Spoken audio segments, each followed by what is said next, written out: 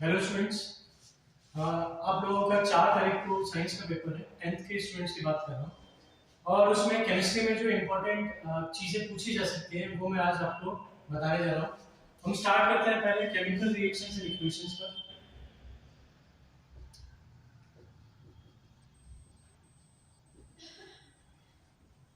तो यहाँ देखिए इस चैप्टर में तुम्हें बैलेंसिंग पर ऐसा कोई क्वेश्चन नहीं पूछा जाएगा, ठीक है, कि balance the following chemical equations, ठीक है, इस टाइप का क्वेश्चन में नहीं पूछा जाएगा। बैलेंसिंग हमें इसलिए सीखनी है कि जो भी रिएक्शन हम लिखेंगे एग्जाम में वो सारी रिएक्शन हमें बैलेंस करके ही लिखनी है, क्योंकि अगर हमने बैलेंस नहीं की तो वो मार्क्स काट सकते हैं या काटेंगे ही, काट सकते नहीं काटेंगे ही, ठीक है।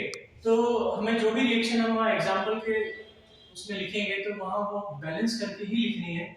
विदाउट बैलेंसिंग वो इक्वेशन में मार्क्स काट लिए जाएंगे। तो बैलेंसिंग पे ऐसा कोई क्वेश्चन नहीं आता। हम बात करें कि टाइप्स ऑफ रिएक्शन की, तो टाइप्स ऑफ रिएक्शन भी ऐसा तुम्हें क्वेश्चन नहीं पूछेंगे। What is displacement, what is decomposition, what is double displacement, what is precipitation reaction, इस टाइप के क्वेश्चंस तुम्हें नहीं पूछे जाएंगे, ठीक है। पेपर इतना इजी नहीं आता है कि डायरेक्ट डायरेक्ट क्वेश्चन पूछे जाएं। तो फिर तुम्हें क्या पूछा जाएगा, तुम्हें क्या करना है, ये सारी जो टाइप्स ऑफ रिएक्शंस हैं वो तुम्हें पढ़ के जानी है, समझ के जानी है। उनकी रिएक्शंस का सॉरी उनकी डेफिनेशंस को रटना नहीं है, ठीक है। उन डेफिनेशन को पढ़ के समझना है कि उस रिएक्शन में आखिर है क्या, ठीक है, क्योंकि उसके बेसिस पर वो तुमसे क्वेश्चन पूछ सकते हैं, ठीक है। जैसे अगर हम बात करें कॉम्बिनेशन रिएक्शन, तो कॉम्बिनेशन रिएक्शन में तुम्हें ये पढ़ के जाना है कि भैया कॉम्बिनेशन का मतलब होता है दो रिएक्टेंट आपस में कंबाइन होकर एक सिंगल प्रोडक्ट बनाना, A plus B to form C। इसके कुछ एग्जांपल्स भी तुम्हें याद होने चाहिए। जैसे अगर हम बात करें calcium oxide plus water to form calcium hydroxide,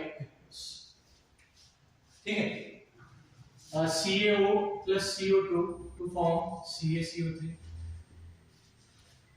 H2 plus O2 to form H2O। तो ये कुछ रिएक्शन तुम्हें यहाँ याद करके जानी है। और देखिए बहुत सारी कॉम्बिनेशन रिएक्शन होती है, तो तुम कितनी याद करोगे, तुम्हें सिर्फ ये समझ के जाना है कि दो रिएक्टेंट मिलकर अगर सिंगल प्रोडक्ट बना रहे हैं तो वो कॉम्बिनेशन रिएक्शन होगी।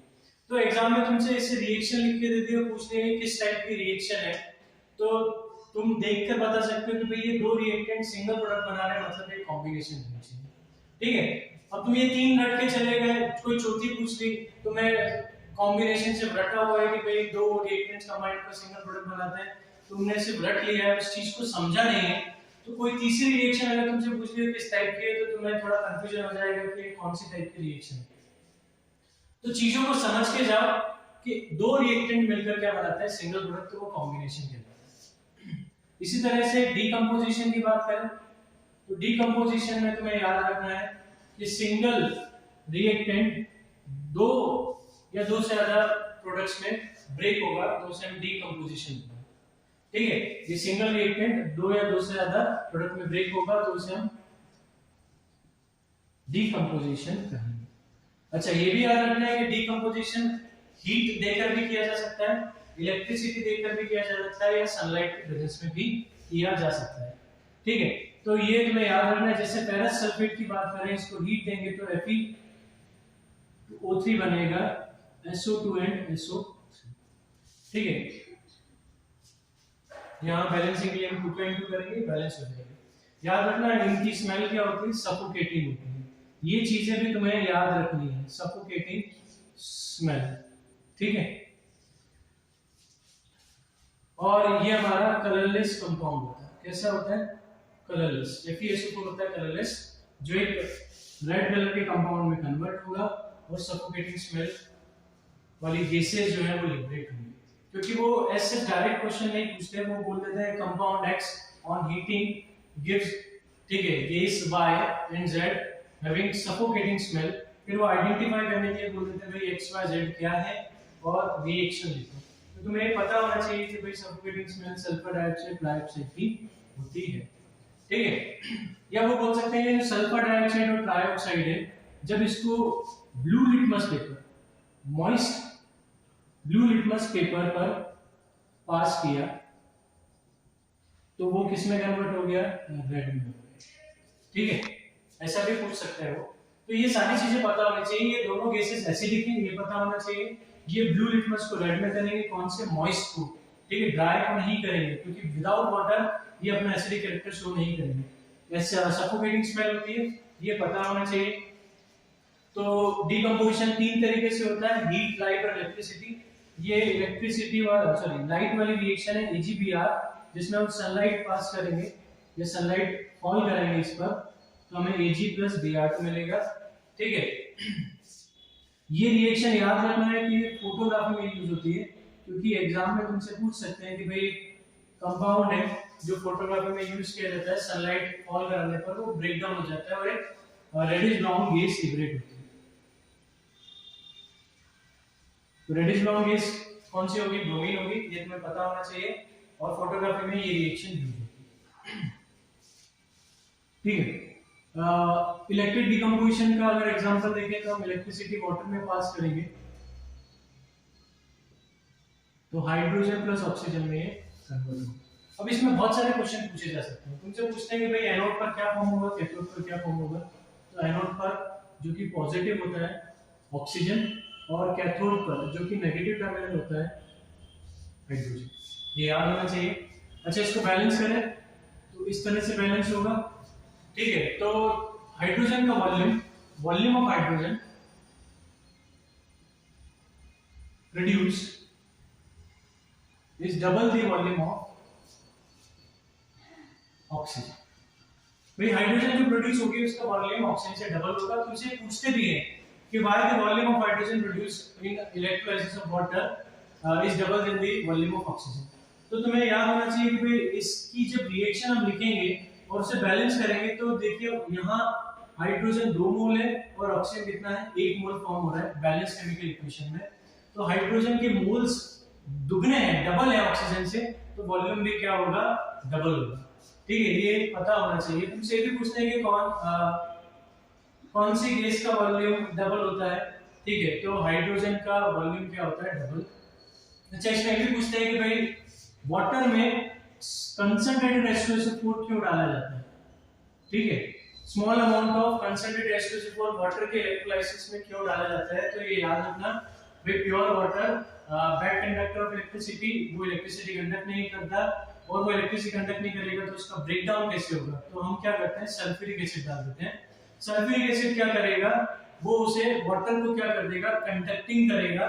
वाटर को कंडक्टिंग करेगा तो इसमें से इलेक्ट्रिसिटी पास हो सकती है और उसका फिर डिकम्पोजिशन हो सकता है, ठीक है। तो हमें याद रखना है कि कंसंट्रेटेड H2SO4 क्यों डाला जाता है। रीजन यही है कि इसे इलेक्ट्रिसिटी कंडक्ट करने के लिए, इसको कंडक्टिंग बनाने के लिए हम इसे इसमें H2SO4 का यूज करते हैं। हाइड्रोजन का वॉल्यूम डबल होता है ऑक्सीजन से, और कैथोड पर हाइड्रोजन और एनोड पर ऑक्सीजन लिबरेट होती है। क्लियर। HCl नहीं डाला जाएगा। HCl हम वाटर को कंडक्टिंग करने के लिए HCl नहीं डालते हैं। वो इसलिए है क्योंकि हमें ऑक्सीजन चाहिए, और मैंने अगर HCl डाल दिया तो फिर क्या होगा, क्लोरीन, ठीक है, लिबरेट होगी कहां पर, एनोड पर, ठीक है। वो अलग केस है, वो क्वेश्चन वैसे तुमसे पूछेंगे नहीं कि HCl क्यों नहीं डाला जाता है, ठीक है। वो अलग कांसेप्ट है और वो 12th में तुम पढ़ोगे अगर पीसीएम लेते हो। तो यहाँ तुम्हें याद रखना है, ये सारी चीजें तुम्हें याद रखनी है। डीकंपोजिशन होता क्या है, कॉम्बिनेशन क्या होता है, रिएक्शंस रट के जाओगे, डेफिनेशन रट के जाओगे, वहां क्वेश्चन ना बनने के चांसेस बढ़ जाएंगे, क्योंकि वो डायरेक्ट क्वेश्चन नहीं पूछते, ठीक है। हम सीबीएसई बोर्ड एग्जाम की बात कर रहे हैं। एमपी बोर्ड की बात करें तो एमपी बोर्ड में तो डायरेक्ट क्वेश्चंस पूछे जाते हैं, डेफिनेशंस पूछी जाती है, और सीबीएसई में इस टाइप के क्वेश्चंस नहीं पूछे जाते हैं। तो तुम्हें कांसेप्ट पर ज्यादा ध्यान देना है, फोकस करना है सच रटने पे, ठीक है। इसके बाद अगर हम बात करें डिस्प्लेसमेंट की, तो डिस्प्लेसमेंट में क्या होगा, AB हमारा कोई कंपाउंड है एक्वस सॉल्यूशन में, उसमें हम कोई C डालते हैं एलिमेंट, तो वो C क्या करेगा, A को डिस्प्लेस करके खुद कंपाउंड बना लेगा और A को बाहर कर देगा, A को सॉलिड फॉर्म में क्या करेगा, बाहर कर देगा। तो C ने क्या किया, इस एलिमेंट C ने क्या किया, A को डिस्प्लेस कर दिया उसके सॉल्यूशन में से, ये डिस्प्लेसमेंट है, ठीक है। तो कोई भी एलिमेंट को अगर किसी एलिमेंट के एक्वस सॉल्यूशन में ठीक है ना, कोई एलिमेंट है उसके कंपाउंड के एक्वस सॉल्यूशन में उस एलिमेंट को डालोगे, सेकंड एलिमेंट को, तो वो एलिमेंट क्या करेगा, उस एलिमेंट को रिप्लेस करके खुद कंपाउंड बना लेगा और वो एलिमेंट बाहर हो जाएगा जिसका पहले कंपाउंड था। ठीक है, तो यहाँ ए एलिमेंट का एक कंपाउंड था एक्वस सॉल्यूशन में, हमने सी एलिमेंट डाला, सी ने क्या करा, ए को डिस्प्लेस कर दिया, इसे हम क्या बोलते हैं, डिस्प्लेसमेंट रिएक्शन बोलते हैं, ए को उसने बाहर कर दिया।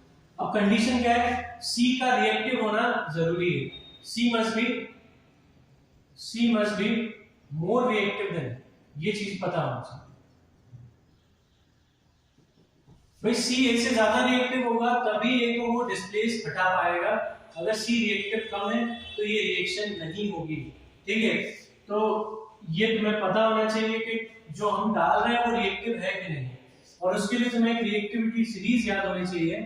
ठीक है, potassium, sodium, calcium, magnesium, aluminium, zinc, iron, tin, lead, hydrogen, copper, mercury, silver, gold. ठीक है, ये रिएक्टिविटी सीरीज याद होनी चाहिए, डाउन द रूट में जाते हैं तो रिएक्टिविटी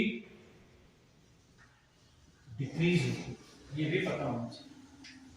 ठीक है, तुमसे ये भी पूछ लेते हैं भाई कॉपर जो है वो एसिड में से हाइड्रोजन को डिस्प्लेस क्यों नहीं कर पाता है, तो तुम लिखोगे copper is less reactive than hydrogen, है ना, so it can not be displace hydrogen from its solution.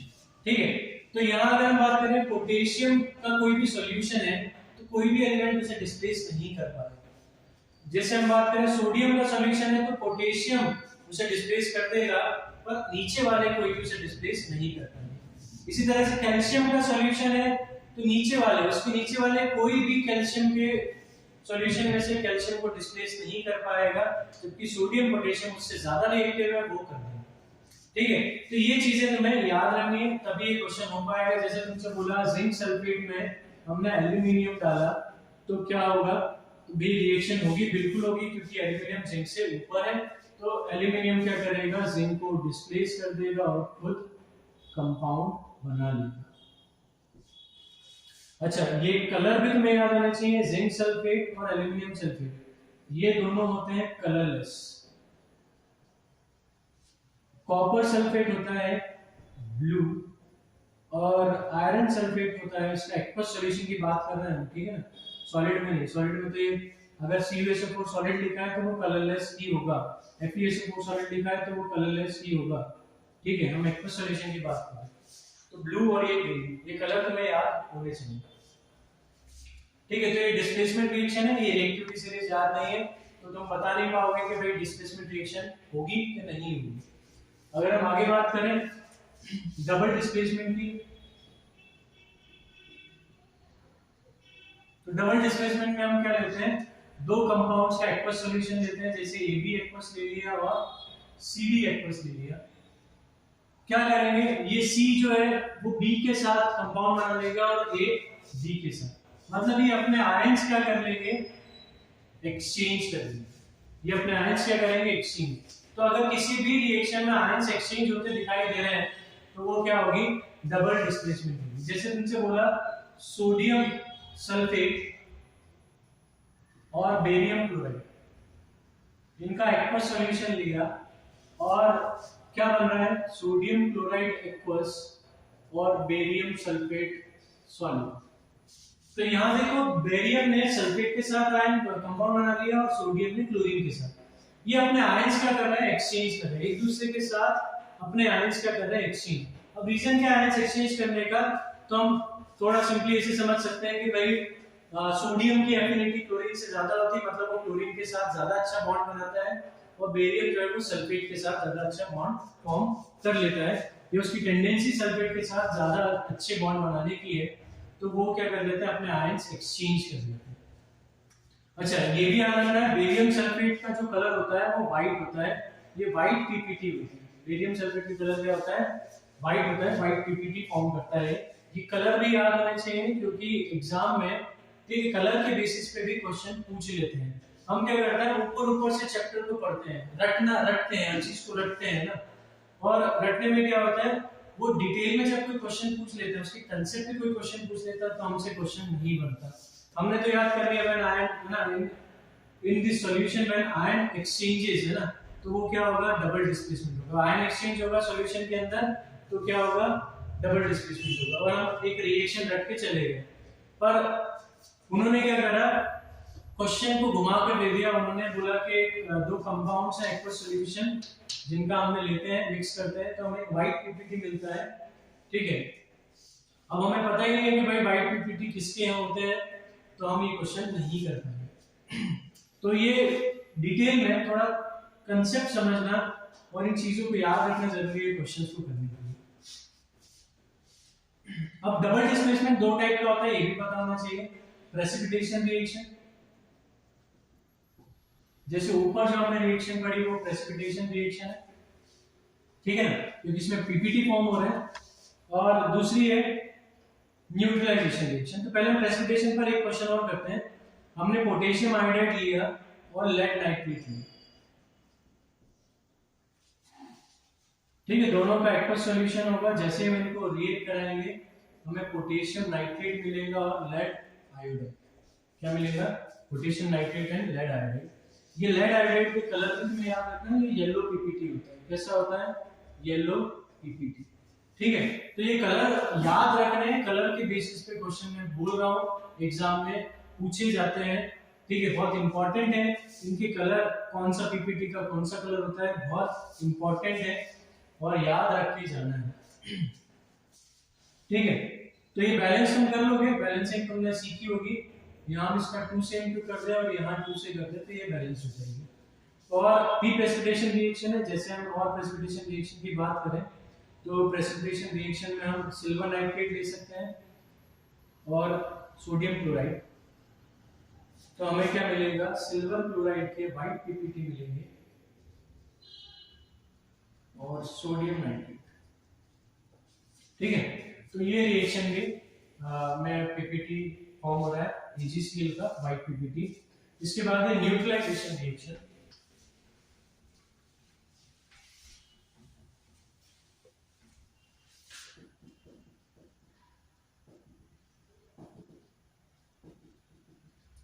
Neutralisation reaction में क्या पढ़ना है, न्यूट्रलाइजेशन में तुम्हें पढ़ना है कि भाई एसिड और बेस जब रिएक्ट करते हैं तो सॉल्ट और वाटर, इसी को हम बोलते हैं न्यूट्रलाइजेशन रिएक्शन, ठीक है। ये रिएक्शन क्या कहलाती है, न्यूट्रलाइजेशन रिएक्शन, जब एसिड और बेस आपस में रिएक्ट करके सॉल्ट और वाटर बनाते हैं। एसिड कुछ भी ले सकते हो, HCl ले लिया, बेस NaOH ले लिया, हमें क्या मिलेगा NaCl प्लस वाटर, ठीक है। ये न्यूट्रलाइजेशन रिएक्शन है। इसमें भी अगर हम बात करें तो इन्होंने अपने आयंस एक्सचेंज किए हैं, NaCl के साथ बॉन्ड बनाया H ने OH के साथ, ये भी एक डबल डिस्प्लेसमेंट रिएक्शन है। तो डबल डिस्प्लेसमेंट रिएक्शन के दो टाइप्स होते हैं, प्रेसिपिटेशन एंड न्यूट्रलाइजेशन, ये पता होना चाहिए, ठीक है। कभी वो पूछ लें कि डबल डिस्प्लेसमेंट के कितने टाइप होते हैं, तो प्रेसिपिटेशन और न्यूट्रलाइजेशन, या तुमसे पूछ लें ये रिएक्शन प्रेसिपिटेशन तो है, इसको और क्या नाम दे सकते हैं, तो डबल डिस्प्लेसमेंट दे सकते हैं। ये न्यूट्रलाइजेशन तो है, इसको और क्या नाम दे सकते हैं, तो ये डबल डिस्प्लेसमेंट है, ठीक है। तो ये चीजें तुम्हें पता होनी चाहिए। अच्छा एक चीज और, lead nitrate PbNO3 volt vice, ठीक है, जो कि सॉलिड होता है, इसे हम हीट करेंगे तो हमें लेड ऑक्साइड मिलता है PbO NO2 एंड ऑक्सीजन, ठीक है। अब इसलिए खास क्यों, मैंने ऐसा क्यों लिखा इस चीज को, तो ये रिएक्शन खास इसलिए है क्योंकि इसमें जो नाइट्रोजन डाइऑक्साइड गैस मिल रही है NO2, इसकी ब्राउन फ्यूम्स होते हैं, ये ब्राउन कलर की गैस होती है, ठीक है। तो रिएक्शन खास इसीलिए है क्योंकि नाइट्रोजन डाइऑक्साइड का कलर ब्राउन है। अब फिर वही कलर पर क्वेश्चन तुमसे पूछा जा सकता है कि भाई एक रिएक्शन में हम कंपाउंड को हीट करते हैं तो एक ब्राउन कलर गैस लिबरेट होती है, तो आइडेंटिफाई करो वो ब्राउन कलर गैस कौन सी है और रिएक्शन को लिखो। अब रिएक्शन तुमने रटी तो थी, ठीक है, याद तो की है, एनसीईआरटी में लिखी हुई है, पर तुमने इस पे ध्यान नहीं दिया कि इसका कलर ब्राउन होता है, तो यहाँ क्या होगा, फिर वही गड़बड़ हो जाएगी। तुम रिएक्शन तुम्हें पता थी और तुम लिख के नहीं आ पाओगे क्योंकि तुम्हें इसका कलर याद नहीं था। तो कलर याद रखना जरूरी है। ये लेड ऑक्साइड ब्लैक कलर का होता है, ये भी पता होना चाहिए। अच्छा, कॉपर ऑक्सीजन के साथ हीट करते हैं तो ये ब्लैक सॉरी शाइनी ब्राउन होता है। कैसा होता है, शाइनी ब्राउन मेटल, ठीक है, जिसको हीट करने पर ये क्या करता है, ब्लैक कलर की कोटिंग अपनी सरफेस पे फॉर्म कर लेता है, ठीक है। तो एक क्वेश्चन ऐसा पूछते हैं कि एनसीईआरटी में भी है, shiny brown metal x on heating in air forms a black colour compound on its surface, ठीक है, identify x and right the chemical equation. और आगे वो और भी बढ़ा सकते हैं कि this black colour compound on when treated with hydrogen या on reaction with hydrogen gives again this shiny brown metal X and water, ठीक है। तो वो आगे भी बढ़ा सकते हैं इस रिएक्शन को। तो हाइड्रोजन से जब इस कॉपर ऑक्साइड ब्लैक कलर के कंपाउंड की रिएक्शन कराते हैं तो ये रिड्यूस हो जाता है। देखो हाँ, रिडक्शन ऑक्सीडेशन की बात करें तो देखो यहाँ CuO, इसके पास ऑक्सीजन था, जब इसको हाइड्रोजन के साथ हीट किया तो ये क्या हो गया, रिड्यूस हो गया, इसका रिडक्शन हुआ। रिडक्शन क्या होता है, ऑक्सीजन का निकलना या हाइड्रोजन का जुड़ना। तो यहाँ से ऑक्सीजन निकल गया है इसलिए इसका क्या हुआ, रिडक्शन हुआ। और इस हाइड्रोजन में क्या हुआ, तो हाइड्रोजन में ऑक्सीजन जुड़ गया तो इसका क्या हो गया, ऑक्सीडेशन। याद रखना कोई भी रिएक्शन में अगर रिडक्शन हो रहा है तो ऑक्सीडेशन भी हो ही रहा होगा। पॉसिबल नहीं है कि सिर्फ किसी रिएक्शन में रिडक्शन ही हो रहा हो या सिर्फ ऑक्सीडेशन ही हो रहा हो, ठीक है। रिडक्शन भी होगा तो ऑक्सीडेशन भी कहीं ना कहीं होगा, ठीक है। तो ये रिडक्शन हो रहा है, जिसका रिडक्शन होता है वो कैसा एजेंट होता है, जो खुद का रिडक्शन करा रहा है वो सामने वाले का क्या करेगा, ऑक्सीडाइज, उसका ऑक्सीडेशन कराएगा, तो वो भैया ऑक्सीडाइजिंग एजेंट होता है। तो जिसका रिडक्शन होगा वो ऑक्सीडाइजिंग एजेंट कहलाएगा, और जो ऑक्सीडाइज होगा वो सामने वाले को क्या करेगा, उसके साथ वाले का रिडक्शन करेगा, तो मतलब वो रिड्यूसिंग एजेंट है, ठीक है। वो एजेंट है, क्या कैसा एजेंट है, रिड्यूस करने का काम करता है, ठीक है। तो ऑक्सीडेशन जिसका होगा वो रिड्यूस करने का काम करेगा, रिड्यूसिंग एजेंट, और जिसका रिडक्शन होगा वो ऑक्सीडाइजिंग एजेंट का काम करेगा, ठीक है। याद रखना प्रोडक्ट का कभी भी रिडक्शन ऑक्सीडेशन नहीं होता। तुमसे अगर पूछे किसका रिडक्शन किसका ऑक्सीडेशन, तो तुम्हें रिएक्टेंट में ही ढूंढना है कौन रिड्यूस कौन ऑक्सीडाइज हो रहा है, ठीक है। और उस रिएक्टेंट्स में ही ढूंढना है कौन ऑक्सीडाइजिंग एजेंट है कौन रिड्यूसिंग एजेंट है, प्रोडक्ट में नहीं ढूंढना है, ठीक है। Products are oxidised product and reduced product कहलाते हैं। वो क्या कहलाता है, तुमसे पूछा रिड्यूस्ड प्रोडक्ट क्या है, तो रिड्यूस्ड प्रोडक्ट हमारा कॉपर है, ये रिड्यूस्ड प्रोडक्ट है, इसका रिडक्शन नहीं हुआ है, ये रिड्यूस होने के बाद फॉर्म हुआ है, ठीक है। और ये क्या है, ऑक्सीडाइज्ड प्रोडक्ट, ये ऑक्सीडेशन होने के बाद बना है। तो तुमसे बोले ऑक्सीडेशन होने के बाद क्या बना, तो फिर तुम्हें प्रोडक्ट में ढूंढना है। रिड्यूस होने के बाद क्या बना तो तुम्हें प्रोडक्ट में ढूंढना है। पर तुमसे बोला किसका रिडक्शन हुआ तो तुम्हें रिएक्टेंट में ढूंढना है किसका रिडक्शन हुआ, और किसका ऑक्सीडेशन हुआ तो तुम्हें रिएक्टेंट में ही ढूंढना है किसका ऑक्सीडेशन हुआ, कौन रिड्यूसिंग एजेंट है और कौन ऑक्सीडाइजिंग एजेंट है, क्लियर है। तो रिडक्शन ऑक्सीडेशन पर क्वेश्चन पूछ सकते हैं कि भाई किसका रिडक्शन किसका ऑक्सीडेशन हो रहा है, कोई रिएक्शन तुमको देखो, ठीक है। अच्छा एक चीज और, मैग्नीशियम रिबन को हम क्लीन क्यों करते हैं बर्निंग से पहले, तो मैग्नीशियम जो है एक रिएक्टिव मेटल है जो अपनी सरफेस पे ऑक्साइड की लेयर फॉर्म करता है, तो उसके कंप्लीट कंबजन के लिए हम पहले क्या करते हैं, उसे क्लीन करते हैं, सैंड पेपर से क्लीन करके फिर उसे बर्न करते हैं। और याद रखना जब ये बर्न होगा तो व्हाइट डेज़लिंग फ्लेम प्रोड्यूस होगी और एक व्हाइट पाउडर फॉर्म होगा। क्या फॉर्म होगा, व्हाइट पाउडर। और कौन सी फ्लेम प्रोड्यूस होगी, याद रखना कलर व्हाइट डेज़लिंग फ्लेम। ये कलर पे हम ज्यादा ध्यान नहीं देते और वहीं गड़बड़ हो जाती है, वो कलर्स पे ज्यादा क्वेश्चन पूछ लेते हैं।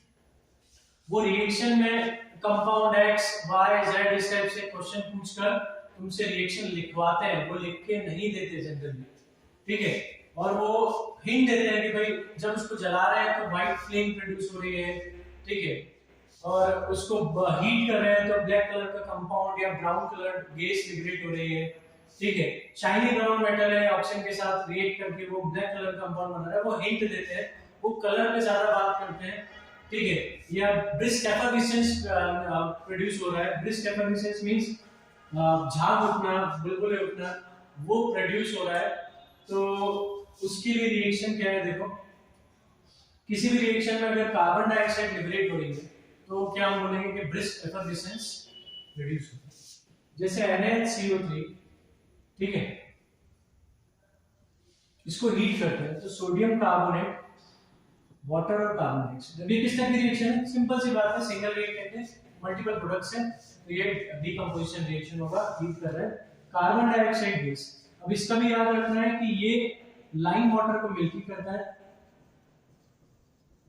ठीक है, क्योंकि तुमसे बोल सकते हैं कि भाई कंपाउंड एक्स है, इसको हीट करने पर ब्रिस्क एफिशिएंसी आया या गैस लिबरेट हुई, वो गैस जो है उसको जब हमने लाइम वाटर में पास किया तो वो मिल्की हो गई, तो भाई उस गैस का नाम क्या है, नाम बताओ और रिएक्शन को लिखो, है ना। इसके बारे में वो बोल सकते हैं कि ये इंग्रेडिएंट है, केक्स में डाला जाता है केक्स को फ्लफी करने के लिए, ठीक है। तो वो थोड़ी हिंट देंगे कि फिर तुम्हारा रिएक्टेंट कौन सा है, वो हिंट देंगे कि कौन सी गैस प्रोड्यूस हो रही है, उसके बाद तुम्हें रिएक्शन फिर समझ के लिखनी है। तो लाइम वाटर को मिल्की करता है, फायर को एक्सटिंग्विश करता है, ये तुम्हें पता होना चाहिए, क्योंकि वो बोल सकते हैं बर्निंग स्टिक को माउथ पर लेकर आया तो वो बुझ गई। तो फायर एक्सटिंग्विश कौन करता है, कार्बन डाइऑक्साइड करता है। लाइम वाटर को मिल्की कौन करता है, कार्बन डाइऑक्साइड। इसमें एक चीज और है कि जब लाइम वाटर में lime water CaOH hold wise aqueous, अब देखो ये कॉमन नेम्स भी तुम्हें याद होने चाहिए कि भाई लाइम वाटर क्या होता है, लाइम वाटर क्या होता है, स्लेग लाइम क्या होता है, ठीक है, लाइमस्टोन क्या होता है, क्विक लाइम क्या होता है, ठीक है, ब्लू विट्रियोल क्या होता है, ग्रीन विट्रियोल क्या होता है, ये कॉमन नेम्स भी तुम्हें याद होने चाहिए। बेकिंग सोडा क्या होता है, वॉशिंग सोडा क्या होता है, वॉशिंग सोडा का फॉर्मूला, उसका केमिकल नेम, ठीक है, ब्लीचिंग पाउडर का फॉर्मूला, केमिकल नेम, ये सारी चीजें तुम्हें याद होने चाहिए कॉमन नेम्स की, ठीक है। कॉमन नेम्स में बात करके वो क्वेश्चन पूछ ले तो भाई तुमने तो केमिकल नेम पढ़ा है, कॉमन नेम पर ज्यादा ध्यान नहीं दिया, तो फिर क्वेश्चन में फिर तुम आता जाता नहीं कर पाओगे। कैल्शियम हाइड्रोक्साइड में कार्बन डाइऑक्साइड पास करोगे, कैल्शियम कार्बोनेट जो कि लाइमस्टोन होता है और वाटर फॉर्म होगा। ये लाइमस्टोन जो कि मार्बल भी कहलाता है, और मार्बल कैसा होता है, व्हाइट कलर का, इसलिए हमारा जो सॉल्यूशन है वो मिल्की हो जाएगा। कैसा हो जाएगा, मिल्की। अब क्वेश्चन पूछ लेते हैं कि एक्सेस ऑफ CO2 पास कर दिया हमने लाइम में, क्या पास कर दी, एक्सेस ऑफ CO2। तो ये लाइम जो वाटर है, ठीक है, उसमें जो मिल्कीनेस आ रही है वो डिसअपीयर हो जाएगी। क्यों, तो एक्सेस ऑफ CO2 मींस देखो यहाँ पे हमने एक मोल लिए थे, इनका स्टोइकोमेट्रिक कोएफिशिएंट 1 है, यहाँ 1:2 हो गया, तो स्टोइकोमेट्रिक कोएफिशिएंट चेंज हो गया। सिंपल सी बात है, हमारा number of moles of carbon dioxide is greater than calcium hydroxide, इस बार कैल्शियम बाइकार्बोनेट बनता है। क्या बनता है, कैल्शियम बाइकार्बोनेट, जो कि सॉल्युबल होता है वाटर में, ठीक है, और इसका कलर कुछ नहीं होता, ये कलरलेस होता है। तो एक्सेस ऑफ CO2 पास करने पर क्या होगा, मिल्कीनेस डिसअपीयर इसलिए होगी क्योंकि कैल्शियम बाइकार्बोनेट फॉर्म हो जाएगा जो कि कलरलेस कंपाउंड है। अच्छा, एक चीज और तुमसे पूछते हैं, व्हाइट वॉशिंग में कौन सा कंपाउंड यूज किया जाता है, व्हाइट वॉशिंग में कौन सा कंपाउंड यूज किया जाता है, तो याद रखना क्विक लाइम। क्या यूज किया जाता है, क्विक लाइम, ठीक है, ये पता होना चाहिए। इसको पानी में घोलकर हम क्या करते हैं, व्हाइट वॉश करते हैं, मतलब दीवारों पर जो चूना लगाते हैं, ठीक है, चूना हम पोतते हैं, ठीक है, वो चूना पानी में डालकर हम वॉश करते हैं, मतलब व्हाइट वॉश करते हैं वॉल्स को। अब फिर एक चीज और पूछी जाती है कि व्हाइट वॉश करने के बाद कुछ टाइम बाद वॉल्स जो होती हैं, दीवारें, वो शाइन क्यों करने लग जाती हैं, ठीक है। इनिशियली जब तुमने व्हाइट वॉश किया तो वो शाइन नहीं कर रही थी, पर थोड़े टाइम बाद वो शाइन करना चालू कर देती है। रीजन क्या है, तो देखो हमने क्या करा, हमने तो इसमें पानी मिलाया, पानी मिलाकर हमें जो सॉल्यूशन मिला कैल्शियम हाइड्रोक्साइड का, उसको हमने वॉल्स पर, ठीक है, लगा दिया। वॉल्स पर लगाने पर क्या होगा, ये जो कैल्शियम हाइड्रोक्साइड है जो वॉल्स पर लगा हुआ है, एटमॉस्फेरिक कार्बन डाइऑक्साइड से रिएक्ट करेगा, धीरे धीरे रिएक्शन करेगा, और रिएक्शन करके वो क्या बना लेगा, calcium carbonate and calcium carbonate हमारा मार्बल तुमने देखा होगा व्हाइट कलर का होता है, काफी अच्छी शाइन करता है, इसलिए हमारी वॉल्स क्या होती है, शाइन करना चालू होता है। तो इस टाइप के क्वेश्चंस, ये क्वेश्चंस, ठीक है, करना जरूरी है, कंसेप्चुअल क्वेश्चंस, ठीक है ना। मैं सजेस्ट करूंगा कि तुमने एक बार अगर थ्योरी पढ़ ली है, ठीक है, केमिस्ट्री की या किसी भी फिजिक्स की, बायो की क्वेश्चंस थ्योरी पढ़ ली है, तो क्वेश्चंस प्लीज करना, क्योंकि तुम थ्योरी पढ़ के चले जाओगे, क्वेश्चंस वहां बनेंगे नहीं, प्रॉब्लम आएगी, क्योंकि वो डायरेक्ट थ्योरी पर डेफिनेशंस और रिएक्शंस डायरेक्ट नहीं पूछते, वो घुमा फिरा के पूछते हैं। तो किस तरह से वो क्वेश्चन को घुमा फिरा सकते हैं, वो क्वेश्चंस करके ही समझ में आएगा। तो मैं सजेस्ट करूंगा एनसीईआरटी के क्वेश्चंस तो करने ही है, वो तो नेसेसरी है। एनसीईआरटी एग्जाम्पलर भी अगर तुम कर सको तो बहुत अच्छी बात है, और अगर टाइम मिल जाए, ठीक है, टाइम मिल जाए तुम लोगों को, तो प्रीवियस ईयर के क्वेश्चन, मेरे हिसाब से तुम लोगों ने प्रीवियस ईयर क्वेश्चंस कर रखे होंगे, और अभी तक नहीं किए तो प्रीवियस ईयर क्वेश्चन प्लीज करके जाना, थोड़ा आइडिया लगेगा, क्योंकि क्वेश्चन में वो सिर्फ लैंग्वेज चेंज कर देते हैं, ठीक है, प्रीवियस ईयर क्वेश्चन जो हम देखेंगे और अभी जो बोर्ड में क्वेश्चन आएंगे वो मैच करते हैं, बस लैंग्वेज में थोड़ा सा डिफरेंस होता है, ठीक है। तो बहुत से क्वेश्चन तो ऐसे ही मैच कर जाते हैं, लैंग्वेज में डिफरेंस होता है, पूछने का तरीका डिफर कर जाता है पर आंसर वही रहता है। तो पीवाईक्यू करना जरूरी है एनसीईआरटी एग्जाम पर और एनसीईआरटी के पीछे के क्वेश्चंस। थ्योरी को सिर्फ एक बार पढ़ लो क्योंकि तुमने साल भर बहुत बार पढ़ा होगा, ठीक है। तुम्हारे पीटीज होते हैं, है ना, PT1 PT2 PT3 PT4 ये एग्जाम्स होते हैं, हाफ ईयरली हुई है, प्री बोर्ड्स हुई है, तो उनमें तुमने पढ़ा ही होगा, थ्योरी तो काफी पढ़ी होगी, तो थ्योरी पढ़ने में तुमको ज्यादा टाइम नहीं लगेगा। तो थ्योरी फटाफट पढ़कर क्वेश्चंस करना चालू करो और उन क्वेश्चंस में जो दिक्कत आ रही है, मतलब जो क्वेश्चन नहीं बन रहा उसका आंसर देखो या आंसर ढूंढो और उसको याद करो, ठीक है। तो समझ में आएगा कि वो किस टाइप के क्वेश्चंस पूछते हैं, ठीक है। कुछ टाइप के क्वेश्चन तो मैंने तुम्हें बता दिए हैं। देखो सारे क्वेश्चंस कवर करना थोड़ा मुश्किल होगा, सारे टॉपिक्स कवर करना मुश्किल होगा, टॉपिक वाइज मैंने हर कोई टॉपिक लगभग कवर किया है, पर सारे क्वेश्चंस को कवर करना हमारे लिए मुश्किल है कि किस किस टाइप के क्वेश्चंस बन सकते हैं। मैंने कुछ इंपॉर्टेंट क्वेश्चंस बताए क्योंकि सारा कवर करेंगे तो वीडियो काफी लंबी हो जाएगा और तुम देखने में इंटरेस्टेड नहीं रहोगे, ठीक है। तो ये हमारा इंपॉर्टेंट चीजें थी। अच्छा, केमिकल रिएक्शन जब होती है तो क्या क्या चेंजेस आते हैं वो भी तुम्हें पता होना चाहिए। कलर में चेंज, पीपीटी फॉर्म होता है, हीट में चेंज, ठीक है, गैस इवॉल्व होती है और स्टेट चेंज, इनमें से कुछ भी हो सकता है। अगर इन 5 चीजें मैंने बताई, गैस इवोल्यूशन, प्रेसिपिटेशन, प्रेसिपिटेट का फॉर्म होना, कलर का चेंज होना, हीट का इवॉल्व होना या स्टेट का चेंज होना, इनमें से अगर कुछ भी होता है तो हम बोल सकते हैं कि केमिकल रिएक्शन हुई। कोरोजन रेंसिडिटी, तो कोरोजन रेंसिडिटी सिर्फ डेफिनेशन याद कर लेना, ठीक है, और रेंसिडिटी की भी डेफिनेशन याद करके क्या क्या प्रिवेंशन है रेंसिडिटी से वो पता होना चाहिए। कोरोजन से प्रिवेंट करने के क्या क्या तरीके हैं वो याद होना चाहिए, और कुछ कंपाउंड्स करोड होकर किस कलर के कंपाउंड बनाते हैं वो याद होना चाहिए। तो सिल्वर सल्फाइड ब्लैक कलर का, ठीक है, कॉपर जो है वो copper hydroxide dot copper carbonate, ये ग्रीन कलर का, और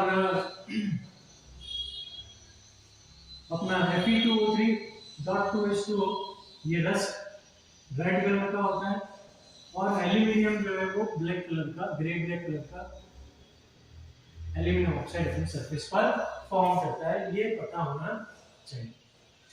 कोरोजन के प्रिवेंशन में पता होगा, oiling, painting, greasing, galvanising, electroplating, ठीक है, तो बहुत सारे तरीके हैं वो तुमसे पूछ सकते हैं। और फिर वो बोलते हैं कि क्वेश्चन आता है कि भाई आयरन का फ्राइंग पैन है, उसे कोरोजन से प्रिवेंट करना है तो क्या कर सकते हैं। तो आयरन का जो फ्राइंग पैन है, फ्राइंग पैन मतलब यह जो तवा है रोटी बनाने का, ग्रिडल जिसको बोलते हैं, तवे को ग्रिडल, तो उस ग्रिडल पर, ठीक है, कोरोजन से प्रिवेंट करने के लिए तुम क्या करोगे। तो ऑयलिंग, ग्रीजिंग और पेंटिंग, ये आंसर लिख के मत आ जाना, तवे को प्रिवेंट करने के लिए कोरोजन से। कोई ऑयलिंग, ग्रीजिंग या पेंटिंग करोगे तो फिर खाना, रोटी बनानी है हमें, वो पैन जो है वो गर्म होने पर निकलेगा और रोटी पे चिपकेगा। ग्रीस लगाओगे तो फिर उसे बार-बार धोना, साफ करना पड़ेगा, फिर रोटी बनाओ, फिर ग्रीस लगाओ, ठीक है। तो ये ऑयलिंग, पेंटिंग, ग्रीसिंग बेकार तरीका है, तुम्हें याद रखना है कि उसे गैल्वेनाइज कर सकते हैं, गैल्वेनाइजेशन से उसे कोरोजन से प्रिवेंट कर सकते हैं। रेंसिडिटी क्या होता है? Oxidation of oil and fat, ठीक है, और वो किस में कन्वर्ट होते हैं ये याद रखना है, फैटी एसिड में, ठीक है। तो वो जो फूड है, फूड आइटम, हम क्या बोलते हैं कि वो रेंसिड हो गया, और इस फिनोमिनन को हम क्या बोलते हैं, रेंसिडिटी। तो रेंसिडिटी के प्रिवेंशन के बहुत तरीके हैं। तुम रेफ्रिजरेशन कर सकते हो, रेफ्रिजरेटर में रखो, काफी टाइम तक वो खराब नहीं होगा, या तुम एयरटाइट कंटेनर्स में रख सकते हो। एयरटाइट कंटेनर में क्या होगा, ऑक्सीजन की कांटेक्ट में वो नहीं आएगा, तो जो प्रोसेस है रेंसिडिटी की वो थोड़ी स्लो हो जाएगी। मैं नहीं बोलूंगा कि वो फिर सालों साल चलेगा, पर प्रोसेस स्लो हो जाएगी। और नाइट्रोजन के साथ क्रश करो तो जो हमारी चिप्स आती है, चिप्स के पैकेट्स आते हैं, उनमें तुमने देखा होगा ज्यादातर हवा भरी रहती है, वो हवा नाइट्रोजन है जो उनके ऑक्सीडेशन को, उन चिप्स की ऑक्सीडेशन को थोड़ा स्लो डाउन कर देता है, इसलिए उनकी एक्सपायरी 6-6 महीने 4-4 महीने की होती है। या फिर हम क्या कर सकते हैं, एंटीऑक्सीडेंट्स यूज कर सकते हैं, जैसे BHA, BHT। ये BHA, BHT क्या होते हैं, हमारे एंटीऑक्सीडेंट्स होते हैं। ये क्या करेंगे, ऑक्सीडेशन की जो प्रोसेस है उसे स्लो डाउन कर देंगे, ठीक है। तो हमारा जो बटर होता है अमूल का, उनमें एंटीऑक्सीडेंट चलते हैं, इसलिए वो 6-6 महीने तक चल जाता है, उसकी शेल्फ लाइफ 6 महीने हो जाती है। ठीक है, रीजन इसलिए क्योंकि उनमें एंटीऑक्सीडेंट डलता है, वो प्रोसेस को थोड़ा सा स्लो डाउन कर देते हैं तुम्हारा ऑक्सीडेशन। ठीक है, तो इस चैप्टर में जो जो इम्पोर्टेंट था, ठीक है, मैंने लगभग सब कवर किया है। और इससे बाहर मेरे हिसाब से क्वेश्चन चांसेस कम है जो मैंने बताया है। ठीक है, मैं नहीं बोलूंगा कि 100% इसी में से आएगा, तुम सिर्फ यही पढ़ के जाओ और सारे क्वेश्चन तुम बना लोगे, क्योंकि हो सकता है मैं कुछ मेरे से छूट गया हो, तो चैप्टर को एक बार तुम खुद से पढ़ लेना, और ये इंपॉर्टेंट चीजें मैंने बताई है वो तो करके ही जाना है। अगर वीडियो तुम्हें पसंद आया तो प्लीज लाइक और शेयर कीजिएगा, सब्सक्राइब कीजिएगा इस चैनल को। हम नेक्स्ट वीडियो में एसिड बेसिस एंड सॉल्ट और मेटल्स एंड नॉन मेटल्स पर जो इंपॉर्टेंट क्वेश्चन होंगे उस पर बात करेंगे। Thank you.